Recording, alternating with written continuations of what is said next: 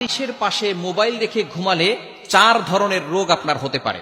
এটা আমি যখন ইন্ডিয়া গিয়েছিলাম তখন এক ডক্টরের সাথে কথা হয়েছে, তিনি আমাকে বলেছে বিভিন্ন ধরনের সমস্যা হয়, তবে এই 4টি খুবই ইম্পর্টেন্ট। বিশেষ করে আমরা আমাদের সমাজে, আমাদের সোসাইটিতে ম্যাক্সিমাম মানুষ আমরা আমাদের ফোনগুলো রাতের বেলা যখন ঘুমাই তখন আমরা বালিশের নিচে রেখেই তারপরে ঘুমিয়ে যাই।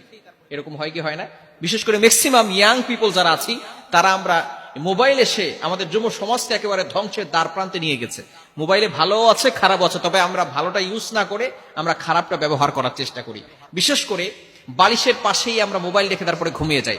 আবার কিছু কিছু মানুষের ঘরে এমন ভাবে সেটিং করা আছে, একেবারে ঘরের পাশে খাটের পাশেই তার চার্জারের জন্য ব্যবস্থা করা আছে। মোবাইল চার্জে দিয়ে সেখানেই বালিশের পাশে মোবাইল রেখে চার্জে দিয়ে সে সেখানে ঘুমিয়ে পড়তেছে, যার কারণে বিভিন্ন ধরনের রোগ হওয়ার সম্ভাবনা আছে। এক নাম্বার হচ্ছে হৃদরোগ হওয়ার সম্ভাবনা আছে। যে বালিশের পাশে মোবাইল রেখে ঘুমিয়ে যায় তার হৃদরোগ হওয়ার সম্ভাবনা আছে। এবং দ্বিতীয় নাম্বার হচ্ছে মাথা ব্যথা হয়। অনেক সময় আমরা বুঝি না কেন যেন মাথা ব্যথা হচ্ছে, ঘুম থেকে ওঠার পরে মাথা ব্যথা করতেছে। মাথা ব্যথা হওয়ার অন্যতম একটি কারণ হচ্ছে এই বালিশের নিচে মোবাইল রেখে দেওয়া।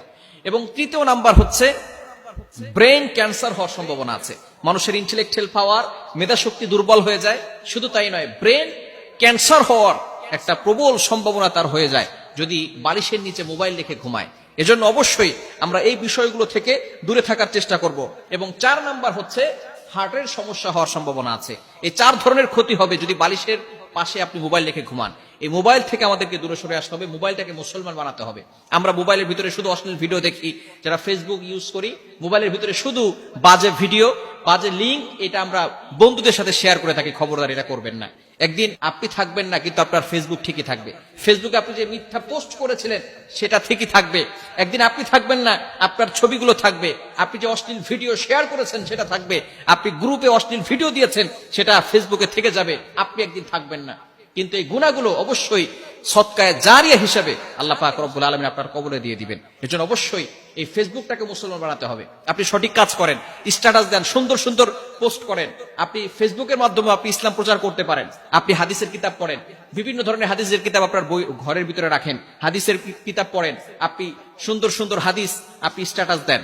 বিশেষ করে আপনার ফ্রেন্ড লিস্টে যারা থাকবে তারা সেখান থেকে হাদিস পড়ে, কোন একটা হাদিস তার হেদায়েতের কারণ হয়ে যেতে পারে। সে যদি ভালো হয়ে যায়, সে যত ভালো কাজ করবে তারপর থেকে আল্লাহ পাক রব্বুল আলামিন একটা সওয়াবের পার্সেন্টেজ আপনার আমলনামায় দিয়ে দিবে। এজন্য মোবাইলকে আমরা ধ্বংসের বস্তু না বানিয়ে সেখানে আমরা মোবাইলের মাধ্যমে, ইন্টারনেটের মাধ্যমে আমরা হালাল ভাবে ইসলামটাকে প্রচার করার চেষ্টা করব। হারাম কোনো কাজ না করে সঠিকভাবে দিনটাকে প্রচার করার চেষ্টা করব।